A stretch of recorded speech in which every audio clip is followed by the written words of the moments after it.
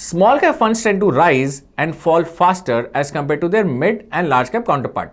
But there is a small cap fund that has done a brilliant job at containing this downside. Since 2018, there have been 7 quarters in which the Nifty 50 gave negative returns. And this small cap fund has done better than the Nifty 50 in 5 of them. Now you must be thinking, what about the returns? Well, it is one of the best long-term performers. Its average 5 and 7-year rolling returns are 22.6% and 23.3%, while the category average is 15.6 and 17.1. And it just didn't beat its category average. It has done better than its benchmark, which delivered 11% and 12.3% returns during these periods. So it not only outperformed, but did so by a significant margin. Now, if you're still wondering what is this small cap fund whose returns are better than those of its small cap peers, but whose volatility is like large cap funds? Well, it's SBI Small Cap Fund. And today we will see what's responsible for this fund's spectacular performance.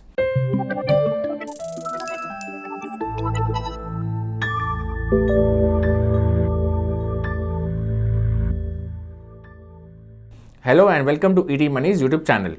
But before we dig deeper into SBI Small Cap Fund's investment style and see what makes this fund stand out, a quick reminder. Do subscribe to our channel and don't forget to press the bell icon so that you never miss a video from us. Let's begin.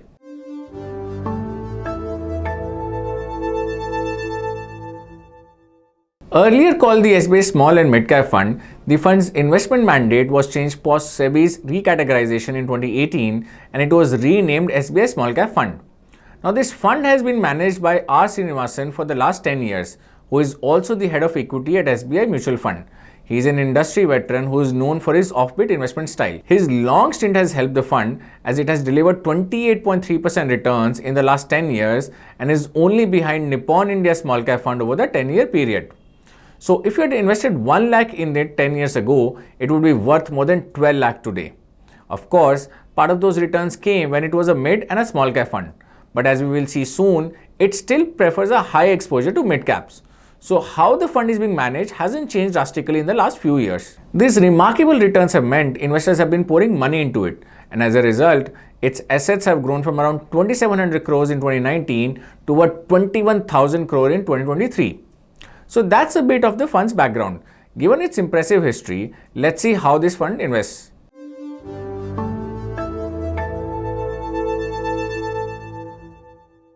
As we usually do with our fund analysis videos, we analyze several data points related to the SBI Small Cap Fund to understand how the fund has been delivering the kind of returns it has been producing and unearth risk associated with its investment style.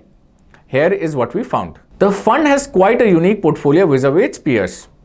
SBI Small Cap Fund has quite an offbeat sectoral preference as compared to small cap category.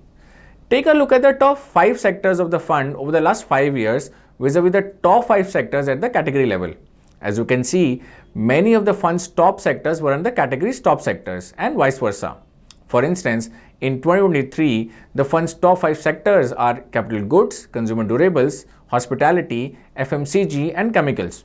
On the other hand, the top 5 sectors at the category level are finance, capital goods, healthcare, auto and IT. So 4 out of 5 sectors are different. Another interesting thing with the fund's sector selection is that quite a few of the fund's top sectors have also remained consistent through the last 5 years. So not only has the fund taken sort of contrarian calls, but it has also shown remarkable belief in them. These offbeat sectoral calls likely resulted in the category beating performance by the fund. The fund likes to take more concentrated bets vis-a-vis its peers. Small cap funds often have large number of stocks. That's because it helps them reduce the risk and invest the inflows effectively. Now they need to spread out the investments to effectively invest because of the unique characteristics of small cap universe.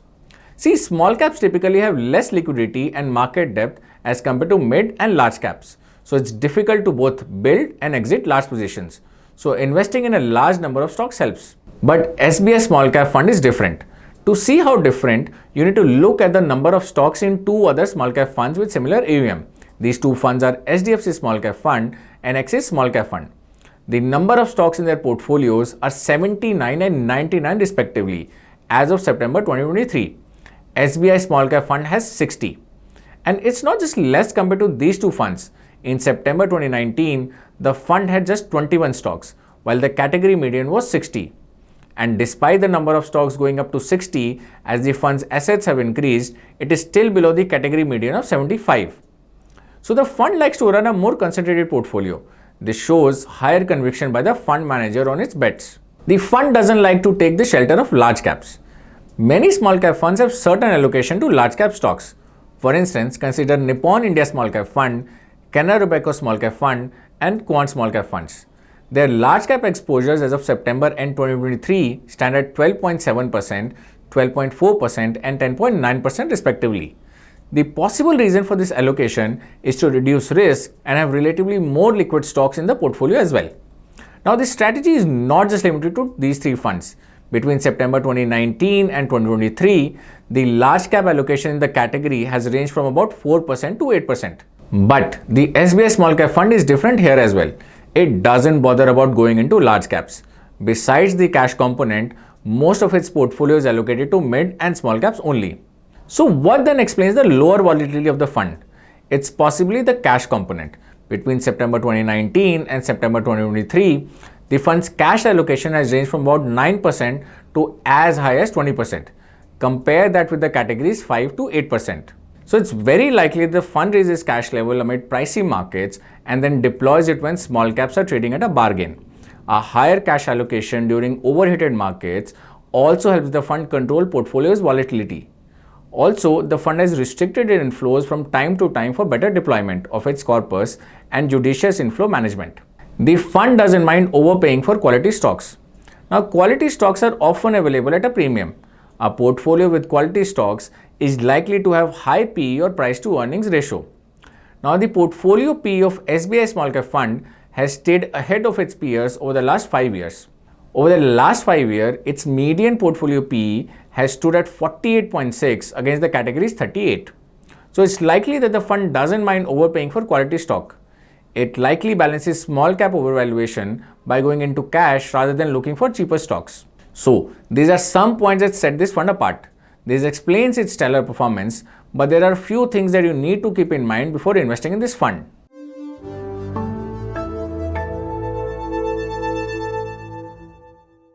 Let's talk about the returns again. At the start of this video, we saw SBI Small Cap Fund's 5 and 7-year rolling returns. They were ahead of the category and the benchmark. Not with the 3-year rolling returns. Here, the fund is found trailing the category.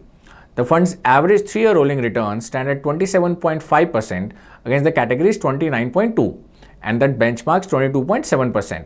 What does it imply when the fund tends to underperform on average in terms of 3-year rolling returns but outperforms in terms of average 5 and 7-year rolling returns?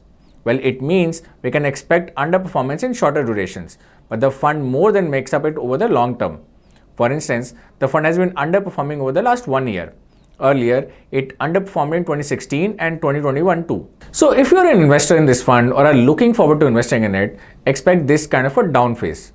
Possibly, this underperformance stems from the fact that the fund doesn't mind taking unconventional bets, as we saw in the case of fund's sectoral bets, the number of stocks, or the market cap allocation.